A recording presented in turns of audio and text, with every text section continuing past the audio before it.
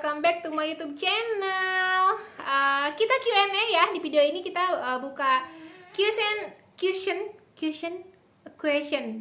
and answer. Gitu ya guys bahasanya. Oke, saya akan jawab semua pertanyaan kalian di sini, tapi nggak semua, sesempatnya aja, dan saya akan jawab dengan singkat ya guys. Semoga teman-teman yang udah bertanya di sini bisa terpuaskan ya. Oke.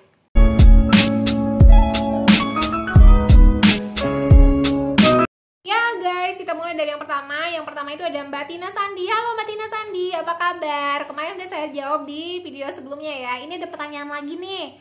Kak, jarang bikin video tentang asam lambung dan panic attack. Aduh, saya tuh pengen bikin video tentang asam lambung dan panic attack. Cuman saya lagi bingung gitu, saya harus cerita tentang apa gitu guys. Nah, ini kemarin saya udah bikin beberapa dan semoga bisa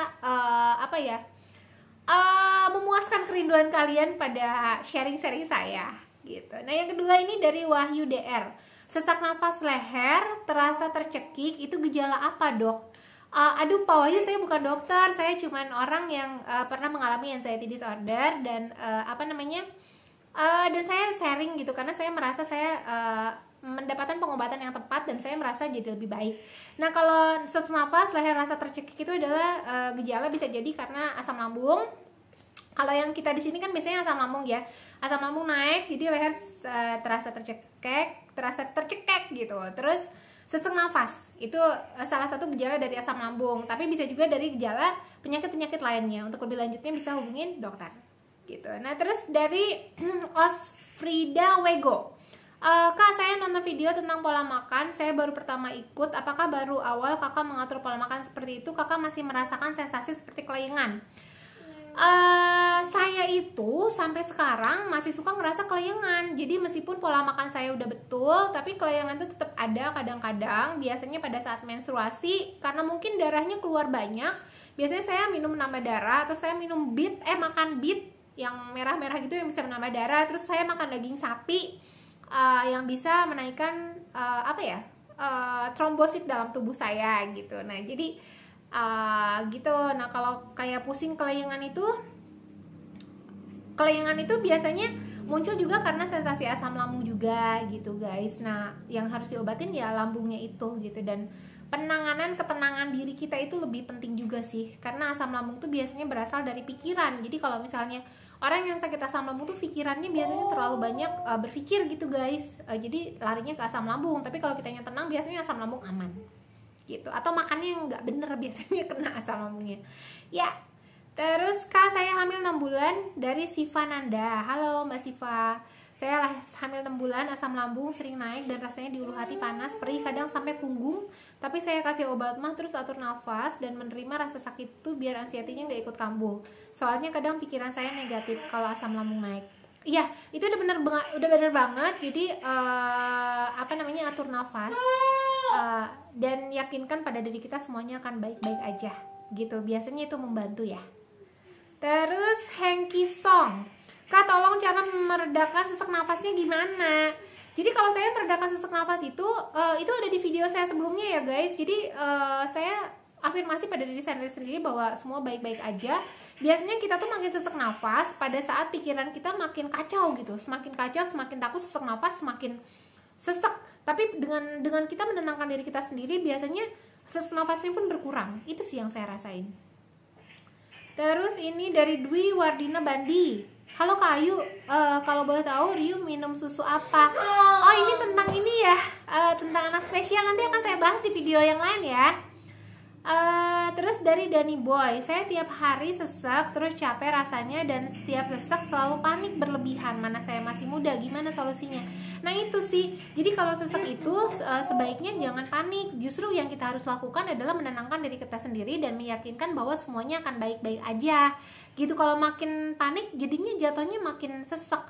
Nah, caranya untuk menenangkan diri kita biasanya dengan atur nafas, meditasi, minum air hangat, terus nikmatin udara dan nikmatin waktu kita berhenti berpikir apapun gitu, dan terkoneksi dengan saat ini gitu guys. Oke. Terus apa nih, ada pertanyaan yang belum terjawab kemarin. Yuyun Prastio, kalau saya gak panas di dada tapi hanya seperti angin yang naik ke tenggorokan, langsung saya nyangkut di leher ditambah pusing dan badan bergoyang. Ryu, jangan goyang-goyang sayang. Nah, saya juga pernah ngerasain seperti itu. Jadi saya kayak ada yang nyangkut di leher, itu saya juga ngalamin itu yang kayak ada nyangkut di leher. Nah itu sebenarnya kita jadi pengen sendawa ya kalau ada yang nyangkut di leher kayak gitu, tapi agak susah gitu. Nah itu ya pengobatannya minum air hangat, minum jahe hangat, biasanya itu bisa membantu ya. Dari Pedi Mulyana, 1 tahun saya nganggur karena anxiety dan GERD. Saya yang mengganggu segala aktivitas, lalu merasa baik, happy lagi, dan akhirnya memutuskan untuk cari kerja. Sekarang dapat kerja lagi, tapi cukup bikin stres, dan akhirnya kembali lagi tubuh dan pikiran merasa tidak baik. Banyak banget sensasi yang dirasakan sampai terlintas takut mati lagi. Maaf jadi curhat, nggak apa-apa. Yang saya pengen tanyakan, bagaimana cara kakak mengelola stres dan mengontrol pikiran negatif selain nge-gym? Yaitu cara saya mengontrol pikiran saya, ya saya melakukan banyak kegiatan seperti saya berkebun, saya memasak, terus saya banyak berbicara dengan orang-orang yang memberikan efek positif. Saya menjauhi teman-teman yang memang negative thinking, karena teman-teman yang negative thinking itu malah bikin kita jadi makin stres, makin sering asam lambungnya kambuh. Jadi saya lebih banyak berteman dengan orang-orang yang positive thinking, dan hindari orang-orang yang vampir energi. Tahu nggak sih vampir energi itu? Orang-orang yang pada saat kita ngobrol dengan dia itu kita kayak capek gitu setelahnya. Jadi kalau kita ngerasain ngobrol sama seseorang terus setelahnya itu kita capek, lelah gitu, kayaknya pengen istirahat, itu namanya vampir energi. Nah itu dia udah ngambil energi kita. Kalau saya sih menghindari berbicara dengan teman-teman seperti itu. Jadi ya sudah, saya fokus berteman dengan teman-teman yang positif aja. Kak, dari KSSI ya, maaf ya kalau namanya salah. Assalamualaikum Kak. Waalaikumsalam. Kenapa ya saya sering pusing, gelap, mual, dan pikiran gak karuan, jadi cemas udah hampir 2 bulan. Kenapa ya saya sering pusing, gelap, dan mual, dan pikiran gak karuan? Itu kalau misalnya kita berbicara tentang asam lambung, ini bisa jadi gejala asam lambung, pikiran gak karuan, cemas. Biasanya kalau saya sih itu karena gangguan hormon gitu. Nah kadang asam lambung juga kalau kambuh bisa bikin saya cemas seperti itu. Biasanya banyak hal sih penyebabnya gitu. Semoga cepat sembuh ya Pak. Dan tetap bikin kegiatan aja yang memang bisa, bukan menghabiskan waktu, lakukan kegiatan yang memang bisa bikin kita merasa kayak kalau misalnya udah punya anak, kita main dengan anak kita gitu. Pada saat saya tuh biasanya kalau saya ngerasa setelah main sama anak-anak terus ngerasa mereka perlu saya, mereka butuh saya gitu, saya jadi kayak harus sehat gitu sih. Atau misalnya kalau kita punya pasangan, ada orang yang disayangi, kita tuh kayak ada sesuatu yang harus diperjuangkan, ya nggak? Pada saat kita merasa ada sesuatu yang harus diperjuangkan, biasanya kita merasa lebih sehat gitu guys. Oke guys, kayaknya cukup dulu ini pertanyaannya. Oh, satu lagi deh. Bayu, waktu ngerasain asam lambung apakah nggak bisa tidur? Kalau saya baru bisa tidur, pernah dikasih sama dokter obat Braxidin, tidurnya nyenyak banget. Asam lambung itu memang bikin kita tidurnya kurang nyaman. Kenapa? Karena pada saat asam lambung naik ke tenggorokan tuh bikin sesak nafas ya guys. Nafas kurang baik, kurang enak gitu.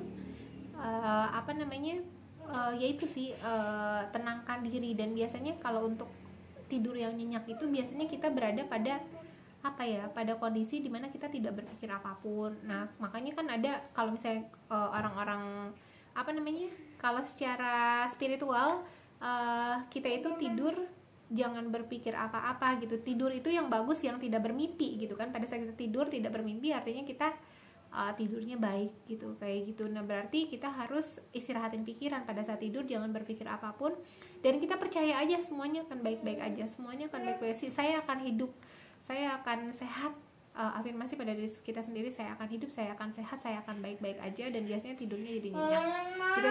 Udah guys, itu aja dulu pertanyaannya. Terima kasih, thank you for watching, sudah subscribe channel saya, sudah dengerin sudah ikutin video saya, dan jangan lupa di like, di share. ya, di subscribe juga guys, biasanya makin semangat bikin video lagi. Oke, thank you dan bye bye.